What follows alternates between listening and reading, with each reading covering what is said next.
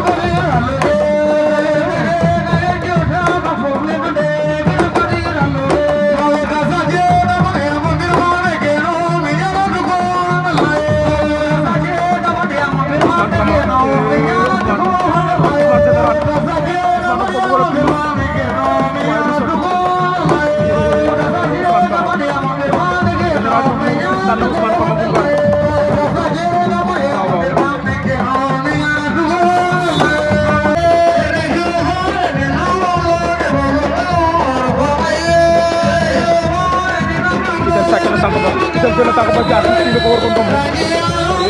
arbitre ba nee na jeex na Diassy Peulh waaw waaw Diassy Peulh daan na Itel Sawara Mbougou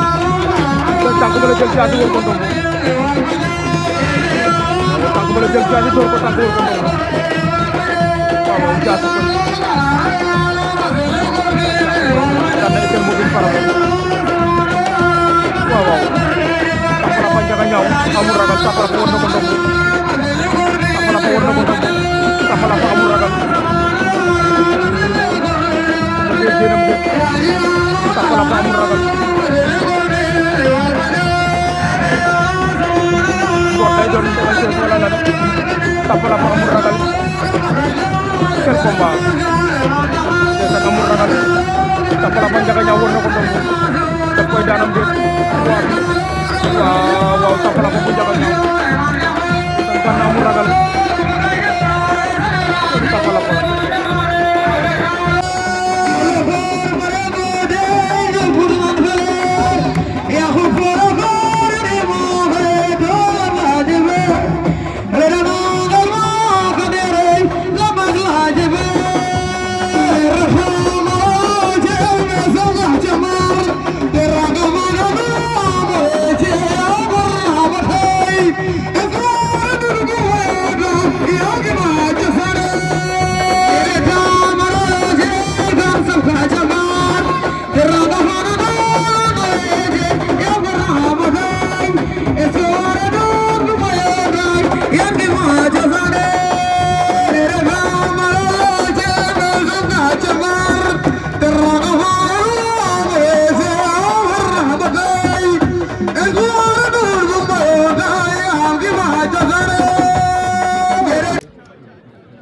Balka Ndiaye Kor Mari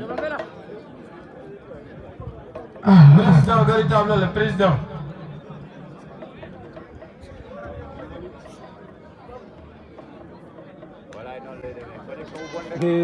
Kor Mari jël na tànk ba waaw waaw Kor Mari bu nga daan na Balka Asegurar salolo marroquín que bagna mera mere Asegurar afero roger virne lohat rohane jega tebre guru gujen e am sare rol bin furi no belawa rohane jega tebre faro gujen e am sare rol bin furi no belawa rohane jega tebre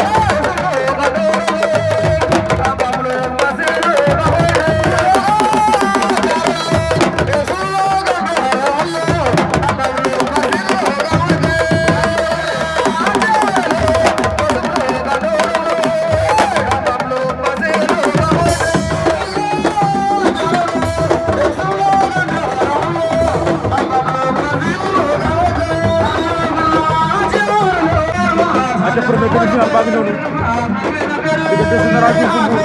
Tapalapa Ndiaga Niaw Général Tapalapa moo ñëwoon ginnaaw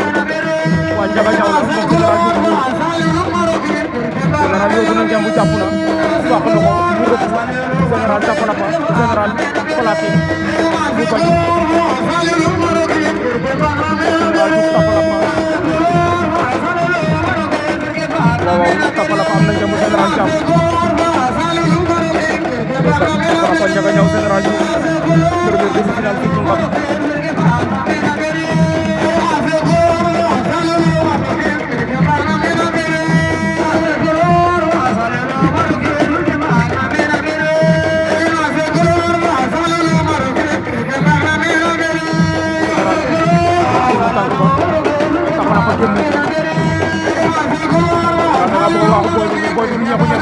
Général Diouf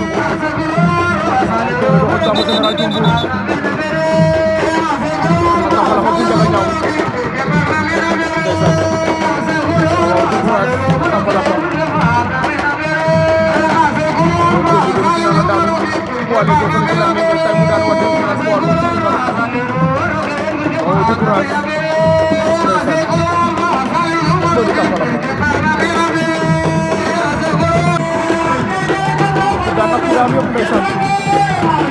jaarama amateur yi ñu bëgg ci combat gaay bëre nañu ba naaw kon mari bu ngaan jaasi pël tey la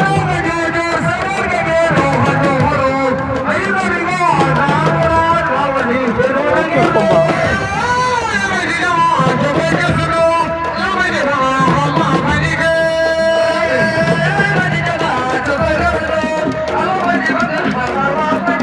Mari daw na jëlaat ko Mari daw na jëlaat jaasi sax na ko rëpp góor na ko ndombo Mari jaasi Mari arbitre Mari jaasi ko jaasi yanu na ko góor na ko Mari bañ waaw quel combat waaw jeex na waaw dëgg final ba jeex na jaasi ko jar na Mari bu baax de sa combat bu bees lañu bëri jaasi pël daan na Mari bu gaan kon final jaasi pël lay doon comité d'organisation ngeen yo langole Mari bu gaan bëri na combat bu métti def nga li nga mën yëpp jom le fa fu fatu aca arbitre ba ngay sifflé final la mo ngam bokk ci commune Mbodi arrondissement bu Ngor ASC Soundane ñoo ko di woote ASC Soundane bu ngam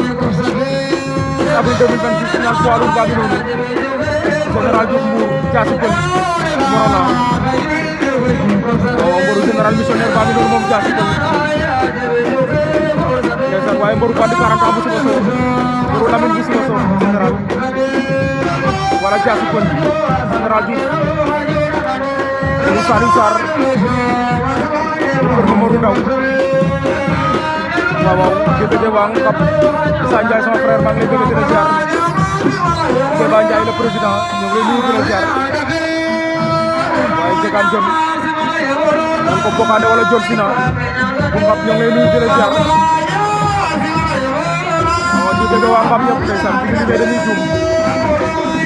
ziar nañ leen lu bëri jox leen wàccu waay mise poids lourd 500 000 poids léger 300 000 francs la woon mise total 800 000 de francs CFA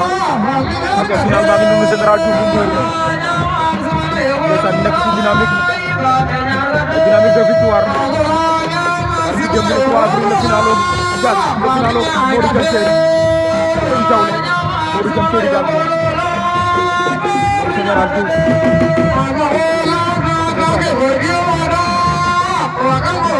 Général Diass daw na yóbbu tànk ba Diass arrière reculé fekk ba dara Diass am nañ ko mbaa du la bëgg Général Diouf ndeysaan Diass fekk na ko xam na tànk na ci plan yi lay jéem a jaar Général day mboot day bëre tànk de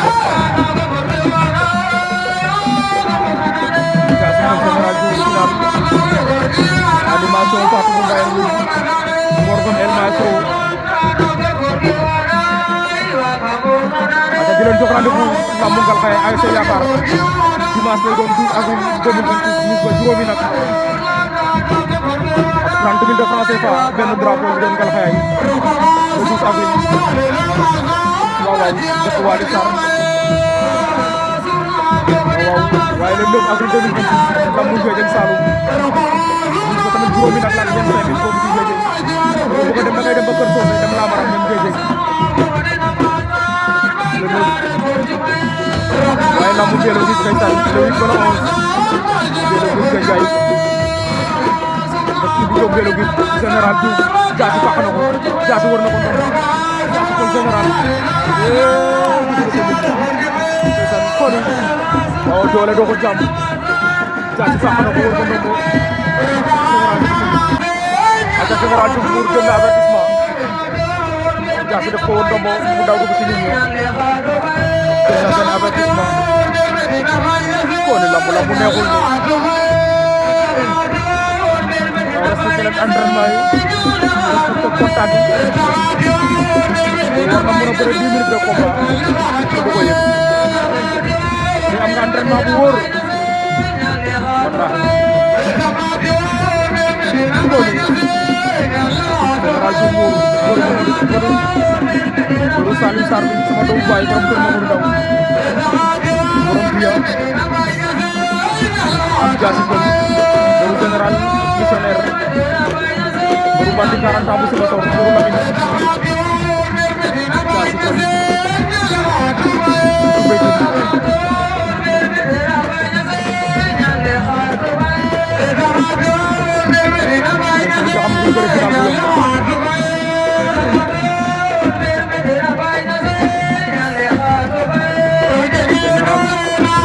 jaasi kon jaasi bu tàkk jaasi loolu mën nañ la bëri boobu def ko mën jaasi la jàpp ci jàpp dam lay xar wala aussi la wër na ndox position ba changé na général am na ñaari loxo ci jàpp yaay naan ci gaño ba la ci gaño ba dem nañu pause jaasi kon général bi dem nañu pause aca dem nañu pause waat war na jël premier 5 minutes de combat jaasi kon Morona général Diouf Mbour le final la mo xam poids lourd ak nekk ci région de Kaolack bokk ci commune bu Ndié arrondissement bu Ngothie ñu bokk ñoom waaw final baa ngi noonu poids lourd 1500 000 de francs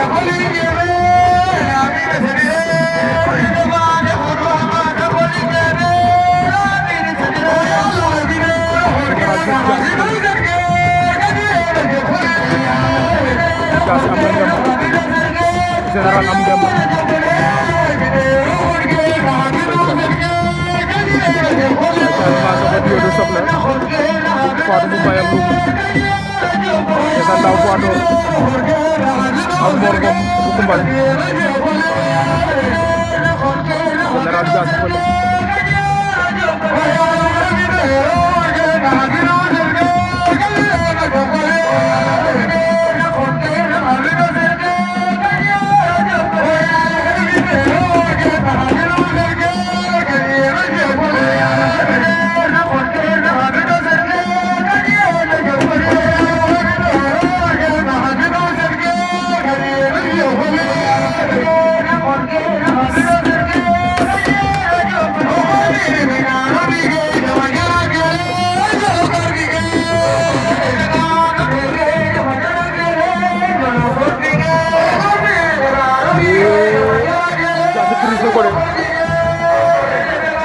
jaasi takk na ko jaasi général jaasi Peul def na affaire jaasi Peul daan na général Diouf daf ko takk xaar ko door ko ci suuf waaw jaasi Peul daan na général Diouf jaasi Peul jël na lambu ja ci kaw général Diouf bu Mbour waaw jaasi Peul jël na lambu ngap 6 avril 2026